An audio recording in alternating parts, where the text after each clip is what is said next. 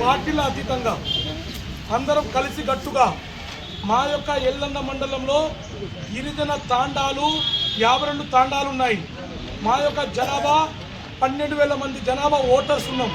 కాబట్టి మాకు ఈ హెడ్ క్వార్టర్స్లో ఎల్లంద మండలంలో మాకు మా యొక్క ఆరాధ్య దైవం శ్రీ శ్రీ శ్రీ సద్గురు సేవాలాల్ మహారాజ్ ఒక్క గుడి నిర్మాణకై మాకు స్థలం కేటాయించాలని ఈరోజు అందరం మేము తహసీల్దార్ గారికి వినతి పత్రం ఇవ్వడం జరిగింది.